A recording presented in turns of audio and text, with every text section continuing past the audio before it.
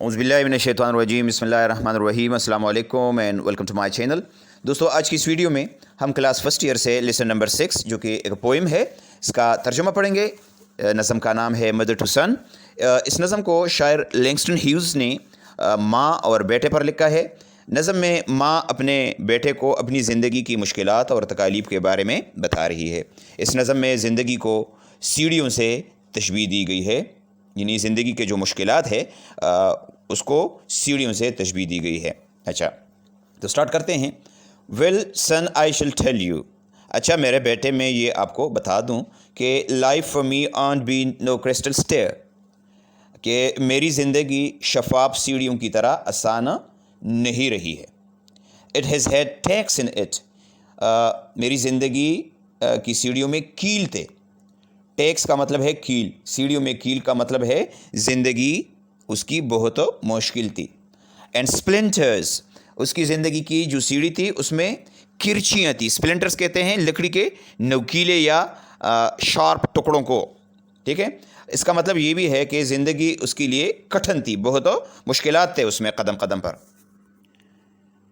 And boards tone up, और सीढ़ियों के जो स्टेप्स थे वो फटे हुए थे या टूटे हुए थे, ख़राब थे। And places with no carpet on the floor, और उसके फर्श पर कोई कारपेट नहीं था। बेयर, यानी ज़िंदगी की सीढ़ी पर कोई कारपेट नहीं था, वो इस तरह थे, वो इसी तरह पड़े हुए थे बग़ैर कारपेट के, जिस तरह के अमीर लोगों की सीढ़ियों पर होते हैं, यानी उसी तरह उसकी सीढ़ियों पर वो कारपेट नहीं था। इसका मतलब ये है कि उसकी ज़िंदगी आरामदेह ज़िंदगी नहीं थी जिस तरह के अमीर लोगों की ज़िंदगी थी या होती है। But all the time I have been a climbing on, लेकिन हर वक्त मैं ज़िंदगी की सीढ़ी पर चलती रही और चढ़ती रही। एंड रीचिंग लैंडिंग्स, और चढ़ते चढ़ते मैं लैंडिंग तक पहुंची। अब लैंडिंग किसे कहते हैं? जब सीढ़ियां ज़्यादा होती है और उसमें टर्न होता है तो उन सीढ़ियों के दरमियान में एक लेवल सी जगह पर एक स्टेप बनाया जाता है और उसके बाद दूसरे जो स्टेप्स बनाए जाते हैं वो होते हैं। इस तस्वीर में आप देख सकते हैं कि लैंडिंग किसे कहते हैं।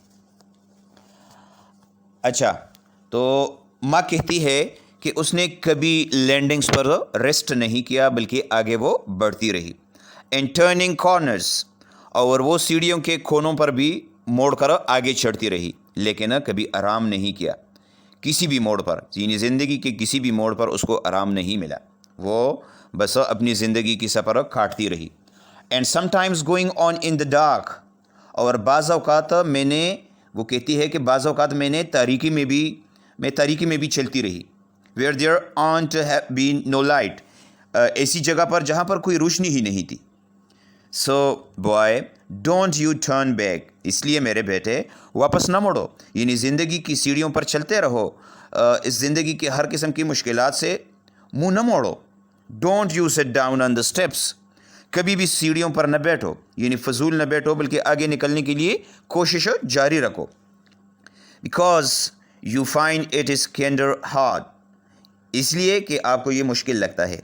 यानी इन 3 लाइंस का तर्जुमा अगर हम इकट्ठा कर ले तो इसका तर्जुमा कुछ इस तरह बन जाता है कि अगर आपको ज़िंदगी की सीढ़ी पर चढ़ना मुश्किल नज़र आए तो हिम्मत बिल्कुल ना हारो और ना ही कोशिश और जद्दोजहद को छोड़ो बल्कि आगे बढ़ते रहो। डोंट यू फॉल नाउ, और कभी हिम्मत न हारो, कभी न गिरना, यानी कभी हिम्मत न हारना। For I am still going on honey, क्योंकि ए मेरे प्यारे बेटे, मैं अब भी ज़िंदगी की सीढ़ी चढ़ रही हूँ।